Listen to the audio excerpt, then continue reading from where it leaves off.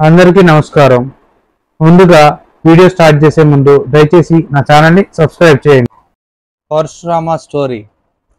అది దశావతారాల్లోనే మహోగ్ర స్వరూపం.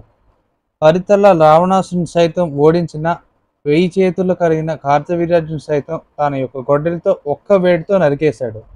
అతను మరెవరో కాడు, శ్రీ మహావిష్ణు యొక్క 6వ అవతారం, రేణుకాదేవి మరియు జమదగ్ని మహర్షి కుమారుడు, శివుని యొక్క పరమభక్తుడు అండ్ అలాగే త్రేతాయుగం నుండి కలియుగం వరకు జీవించి ఉండే చిరంజీవి. అలాగే కలి సంహారం కోసం జన్మించే కల్కి యొక్క గురువు అతను ఎవరో కాదు, పరశురాముడు. ఇతన్నే భార్గవరాముడు అని కూడా అంటారు. ఇవాళ మనం పరశురాముడు గురించి తెలుసుకుందాం రండి. పూర్వం గాది అనే ఒక రాజు ఉండేవాడు అండ్ అతనికి సత్యవతి అనే కూతురు పుట్టింది. అండ్ ఆ కూతురికి రుచీకుడు అనే మహర్షికి ఇచ్చి పెళ్లి చేశారు. అయితే సత్యవతి రుచీకుడికి ఎంతగానో సేవలు చేసింది అండ్ అలాగే తన భర్తని ఎంతగానో బాగా చూసుకుంది. ఇది మెచ్చిన రుచీకుడు తనకు ఏదైనా వరం కావాలో కోరుకోమన్నాడు. అప్పుడు సత్యవతి తనకు ఒక మహాజ్ఞాని కొడుకుగా పొందాలి అండ్ అలాగే వాళ్ళ అమ్మకి కూడా ఒక గొప్ప రాజు కొడుకుగా పుట్టాలని వరాన్ని అడిగింది. అప్పుడు ఆ మహర్షి, నువ్వు మేడి చెట్టుని కౌగిలించుకో, అలాగే మీ అమ్మగారిని రావిమానుని కౌగిలించుకోమని చెప్తాడు.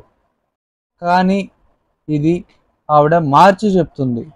ఆ తర్వాత రుచికుడు యజ్ఞం చేసి యాగప్రసాదాన్ని ఒక 2 పాత్రలో ఇచ్చి, ఒకటి నువ్వు తీసుకో అండ్ ఇంకోటి మీ అమ్మగారికి ఇవ్వు అని చెప్తాడు. అంటే అందులో ఒకటి తింటే రాయల్గా, పవర్ఫుల్గా, అగ్రెసివ్గా ఉండే ఒక పరాక్రమవంతుడు పుడతాడు అండ్ అలాగే ఇంకొకటి తింటే ఒక మహాజ్ఞాని పుడతాడు అని చెప్తాడు. అయితే పాత్రలు మారిపోయి ఒకళ్ళ పాత్రలు ఒకళ్ళు తీసుకుంటారు. ఆ తర్వాత ఈ విషయం రుచికుడికి తెలుస్తుంది అండ్ అప్పుడు రుచికుడు మనకి క్షత్రియ లక్షణాలు ఉన్న ఒక కుమారుడు పుడతాడు అండ్ అలాగే మీ అమ్మగారికి ఒక బ్రహ్మజ్ఞాని పుడతాడు అని చెప్తాడు. అండ్ సత్యవతి క్షమాపణ కోరి తనకి బ్రహ్మజ్ఞాని కొడుగా కావాలని కోరుతుంది.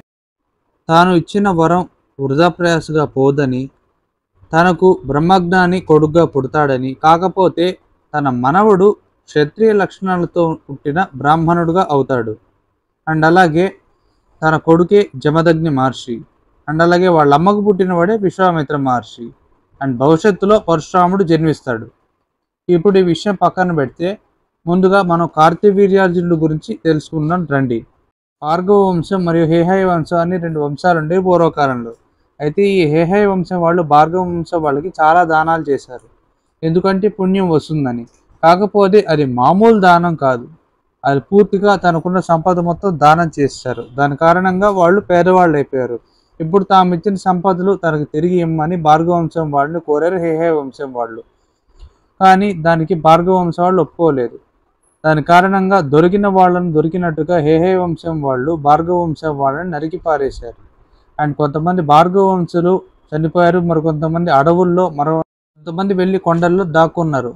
అలా పారిపోయిన వాళ్ళలో ఒక ఆడ మనిషి కడుపుతో ఉంది. తనకి ఒక కొడుకు పుట్టాడు. అతని పేరు ఔరవుడు. అతను మహాతపస్వి. తను పెద్దయ్యాక తన భార్గవ వంశం జరిగిన అన్యాయం తనకి తెలుస్తుంది. అప్పుడు తన నుండి ఒక అగ్ని వచ్చి హేహయ వంశం మొత్తాన్ని నాశనం చేయడం ప్రారంభిస్తుంది అండ్ అలాగే మిగతా క్షత్రియ వంశాలను కూడా నాశనం చేస్తుంది. అప్పుడు అతన్ని శాంతింపజేస్తారు దేవతలు వచ్చి.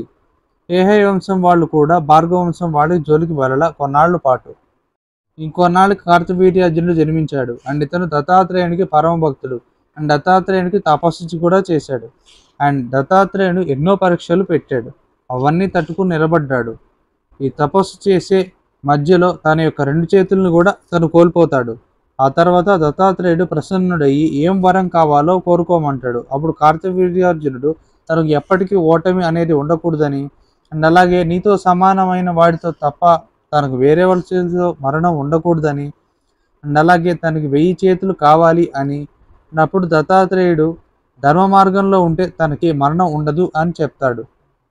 నర్మదా నది తీరం దగ్గర ఒకసారి కార్తవీర్యార్జునుడు తన భార్యలతో స్నానం చేస్తూ ఉన్నాడు. అయితే తన యొక్క పరాక్రమం చూపించడానికి నదీ ప్రవాహాన్ని ఆపేశాడు. అప్పుడు అక్కడే ఒక ప్రవాహం కింద రావణాసురుడు స్నానం చేస్తున్నాడు. అప్పుడు సడన్గా వాటర్ ఫ్లో అనేది ఆగిపోతుంది. అప్పుడు రావణాసురుడు తన భటులను పంపించి కనుక్కోమనగా అప్పుడు కార్తవీర్యార్జునుడు నీటి ప్రవాహాన్ని ఆపేశారని చెప్తారు వాళ్ళు. అప్పుడు రావణాసురుడు కార్తవీర్యార్జునుడితో యుద్ధం చేయడానికి వెళ్తాడు. అప్పుడు కార్తవీర్యార్జునుడు రావణాసురుడిని ఆల్మోస్ట్ చంపైపోతాడు. అప్పుడు పులస్త్య మహర్షి వచ్చి కార్తవీర్యార్జునుడిని వదిలేయమని కోరతాడు. అతడు ఒక కారణం కోసం పుట్టాడు అని పులస్త్య మహర్షి కార్తవీర్యార్జునుడు చెప్తాడు. దాంతో కార్తవీర్యార్జునుడు రావణాసురుడిని వదిలేస్తాడు. కార్తవీర్యార్జునుడికి ఇక అడ్డే లేకుండా పోతుంది. తనని ఓడించేవాడు ఎవరు ఉండరు. ఇలా ఉండగా కార్తవీర్యార్జునుడి వల్ల సమస్త భూమండలం అలాగే దేవలోకం అన్నీ కూడా ఇబ్బంది పడుతున్నాయి. అప్పుడు భూదేవి వెళ్ళి విష్ణుమూర్తికి మొరపెట్టుకుంటుంది. అప్పుడు విష్ణుమూర్తి రేణుక మరియు జమదగ్ని యొక్క దంపతులకి 5వ సంతానంగా జన్మిస్తాడు. అండ్ అతని పేరు భార్గవరాముడు అవుతుంది. అండ్ అతని పరశురాముడు అని కూడా అంటారు. అండ్ చిన్నప్పటి నుండి పరశురాముడు ఎంతో ధైర్య సాహసాలు కలిగి ఉంటాడు. అండ్ తనకి ధనుర్వేద అంటే చాలా ఇష్టం. అయితే అది నేర్చుకోవడానికి తన తాత అయిన భృగు మహర్షి దగ్గరికి వెళ్తాడు. అప్పుడు భృగు మహర్షి పరశురాముడిని శివుడి కోసం తపస్సు చేయమని కోరతాడు. అండ్ అప్పుడు పరశురాముడు తపస్సు చేస్తాడు. అదే సమయంలో కొంతమంది రాక్షసులు దేవతల్ని మరియు ప్రజల్ని ఇబ్బంది పెడుతూ ఉంటారు. అప్పుడు దేవతలు వెళ్ళి శివుడిని కోరగా శివుడు పరశురాముడి దగ్గరికి వెళ్ళి సహాయం పొందమంటాడు. అండ్ అప్పుడు దేవతలు పరశురాముడిని అప్రోచ్ అవుతారు. అండ్ అప్పుడు పరశురాముడు తన దగ్గర ఎలాంటి అస్త్రాలు లేవని చెప్తాడు. అప్పుడు శివుడు ప్రత్యక్షం అయ్యి పరశువుని ఇస్తాడు. అప్పుడు భార్గవరాముడు కాస్త పరశురాముడు అవుతాడు. అండ్ ఇక్కడ పరశు అంటే గొడ్డలి. ఆ తర్వాత పరశురాముడు రాక్షసులందరినీ చంపేస్తాడు. అండ్ దానికి శివుడు ఎంతగానో మెచ్చి భార్గవాస్త్రం అండ్ అలాగే తన యొక్క ధనస్సుని ఇస్తాడు. ఒకసారి పరశురాముడి యొక్క తల్లి అయిన రేణుకాదేవి నదికి నీళ్లు తీసుకురావడానికి వెళ్తుంది. అండ్ అప్పుడు అక్కడ గంధర్వులు స్నానం చేస్తూ ఉంటారు. అవి చూస్తూ తను కూడా మోహానికి లోనవుతుంది. అప్పుడు ఎంతసేపు అయినా తన భార్య ఇంటికి రాలేదని తెలుస్తుంది జమదగ్ని మహర్షికి. తన దివ్య దృష్టితో చూడగా జరిగిన విషయం తెలుస్తుంది. అప్పుడు తను ఎంతగానో కోపానికి గురవుతాడు. తన యొక్క 4 కుమారులు వెళ్ళి తన తల్లి యొక్క శిరస్సును నరికివేయమని కోరతాడు. అయితే దానికి వాళ్ళు నిరాకరిస్తారు. అప్పుడు పరశురాముడిని పిలిచి తన తల్లి యొక్క తలను నరికివేయమని చెప్తాడు. అయితే జమదగ్ని మహర్షి చెప్పిన మాట పరశురాముడు తూచా తప్పకుండా చేస్తాడు. వెంటనే వెళ్ళి తన తల్లి యొక్క తలను నరికివేస్తాడు. ఒక్కసారిగా ఆశ్చర్యానికి లోనైన జమదగ్ని మహర్షి తను ఏం వరం కావాలో కోరుకో అని పరశురాముడు చెప్తాడు. అయితే అప్పుడు పరశురాముడు తన తల్లిని తిరిగి బతికించమని కోరతాడు. అప్పుడు జమదగ్ని మహర్షి సరే అని బతికిస్తాడు. ఇక్కడ మీరు నన్ను క్వశ్చన్ అడగచ్చు, తన భార్య తలను నరకమనడం ఏంటి జమదగ్ని మహర్షి, అలాగే పరశురాముడు వెళ్ళి తన తల్లి తలను నరకడం ఏంటి? అండ్ యాక్చువల్గా పూర్వకాలంలో ఒక చెడు ఆలోచన వచ్చినా తమ యొక్క జీవితం వ్యర్థం అవుతుంది అని భావించేవాళ్ళు. సో జమదగ్ని మహర్షి ఆవిడ చేసిన దానికి తలని నరికివేయమని చెప్తాడు. అండ్ అలాగే రేణుకాదేవికి పునర్జన్మ ఇచ్చాడు. అండ్ మీకు తెలియని విషయం ఏంటంటే రేణుకాదేవి దుర్గాదేవి యొక్క శక్తుల్లో ఒకటి. ఈ రేణుకాదేవిని చిన్నమస్తాదేవి అని కూడా పిలుస్తారు. ఇదిలా ఉండగా కార్తవీర్యార్జునుడికి తన సైన్యంతో ఒకసారి జమదగ్ని మహర్షి ఆశ్రమం వైపు వెళ్తూ ఉన్నాడు. అప్పుడు వాళ్ళకి ఆకలి దాహం వేస్తుంది. అప్పుడు జమదగ్ని మహర్షి ఎంతో విందు భోజనాలు ఏర్పాటు చేస్తాడు, అది కూడా క్షణాల్లో. అప్పుడు ఇది ఎలా సాధ్యమైందని జమదగ్ని మహర్షిని కోరతాడు కార్తవీర్యార్జునుడు. అప్పుడు తన దగ్గర కామధేను ఉందని చెప్తాడు. అది కూడా కోరిన కోరికలు తీరుస్తుందని చెప్తాడు. అప్పుడు వెంటనే ఇది నాకు కావాలి అని బలవంతంగా తీసుకుపోతాడు. అడ్డం వచ్చిన జమదగ్ని మహర్షిని తలని నరికివేస్తాడు. అప్పుడు రేణుకాదేవి 21 సార్లు తన గుండెలను బాదుకుంటుంది. అప్పుడు రామ రామ అని అరుస్తుంది. అప్పుడు ఎక్కడో ఉన్న పరశురాముడు వచ్చి తన యొక్క తండ్రి మరణం చూసి ఎంతో కోపానికి గురవుతాడు. అప్పుడు తన యొక్క తల్లి 21 సార్లు తన గుండెలను బాదుకుంది కాబట్టి 21 సార్లు భూ ప్రదక్షిణ చేసి క్షత్రియులందరినీ చంపుతానని చెప్తాడు. తర్వాత భృగు మహర్షి వచ్చి జమదగ్ని మహర్షిని బతికిస్తాడు. ఆ తర్వాత పరశురాముడు మాహిష్మతికి వెళ్తాడు. మాహిష్మతి అనేది కార్తవీర్యార్జునుడి యొక్క రాజ్యం. అయితే కాకపోతే ఇక్కడ పరశురాముడు ఒక్కడే ఉంటాడు. అక్కడ కొన్ని లక్షల మంది సైన్యం ఉంటుంది. పరశురాముడు వచ్చాడని తెలిసి కార్తవీర్యార్జునుడు కొన్ని లక్షల మంది సైన్యాన్ని పంపిస్తాడు. అప్పుడు పరశురాముడు వాళ్ళందరినీ చంపేస్తాడు. ఆ తర్వాత మిగతా రాజ్యం వాళ్ళు కూడా వచ్చి కార్తవీర్యార్జునుడితో పాటు జాయిన్ అవుతారు. అండ్ వీళ్ళు కూడా పరశురాముడి మీదకి యుద్ధానికి వెళ్తారు. అండ్ వాళ్ళను కూడా పరశురాముడు హతమారుస్తాడు. ఆ తర్వాత కార్తవీర్యార్జునుడికి మరియు పరశురాముడికి ఘోరమైన యుద్ధం జరుగుతుంది. అండ్ అయితే పరశురాముడు శివకవచం చదివి కార్తవీర్యార్జునుడిని చంపేస్తాడు. అండ్ ఇక్కడ కార్తవీర్యార్జునుడికి కూడా కొన్ని దివ్య వరాలు ఉన్నాయి. అందుకనే పరశురాముడు శివకవచాన్ని చదువుతాడు. ఆ తర్వాత కార్తవీర్యార్జునుడి యొక్క కుమారుడు తన తండ్రిని చంపినందుకు పరశురాముడి యొక్క తండ్రి అయిన జమదగ్ని మహర్షిని చంపేస్తారు. అప్పుడు రేణుకాదేవి కూడా తన యొక్క దేహాన్ని వదిలేస్తుంది.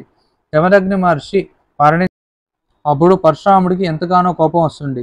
తన గతంలో చెప్పినట్టుగా 21 సార్లు యుద్ధం చేసి క్షత్రియులను చంపేస్తాడు. ఆ తర్వాత వాళ్ళ యొక్క రక్తం మొత్తాన్ని ఒక 5 కుండాలుగా నిర్మిస్తాడు. అందులో ఆ రక్తాన్ని ఉంచుతాడు. దీనినే సమంత పంచకం అని అంటారు. ఇది ఇప్పటికి కూడా కురుక్షేత్రం దగ్గర ఉంది. ఈ సమంత పంచకం కురుక్షేత్రంలోని హర్యానా స్టేట్లో ఉంది. అండ్ అక్కడే మహాభారత యుద్ధం కూడా జరిగింది ఈ కురుక్షేత్రంలో. ఆ తర్వాత భూమి మొత్తానికి కశ్యపుడికి దానం ఇచ్చేస్తాడు. అండ్ అలాగే గెలుచుకున్న సంపదను కూడా మొత్తం బ్రాహ్మణుడికి దానం ఇచ్చేస్తాడు పరశురాముడు. అలాగే తర్వాత భూమి మొత్తాన్ని కశ్యపుడికి దానం ఇచ్చిన తర్వాత కశ్యపుడు పరశురాముడితో అంటాడు, నీవు నాకు భూమి మొత్తాన్ని దానం ఇచ్చేసావు, ఇక్కడ నువ్వు ఎలా ఉండి తపస్సు చేసుకోగలుగుతావు అని అడుగుతాడు. అప్పుడు పరశురాముడు సముద్రుని పిలిచి తనకు కొంత నేల కావాలి అని అడుగుతాడు. అప్పుడు తన యొక్క పరశువుని విసరగా అది ఎక్కడైతే పడుతుందో అక్కడ వరకు తనకు నేల ఇవ్వమని సముద్రుని కోరతాడు. అండ్ ఈ ఏరియా ప్రస్తుతం గోకర్ణం నుండి కేరళ వరకు ఉంటుంది. ఈ ఏరియాని పరశురామ క్షేత్రం అని కూడా అంటారు. ఇది పరశురాముడి యొక్క జన్మ వృత్తాంతం. మీకు కనుక నా ఛానల్ నచ్చితే సబ్స్క్రైబ్ చేసుకోండి.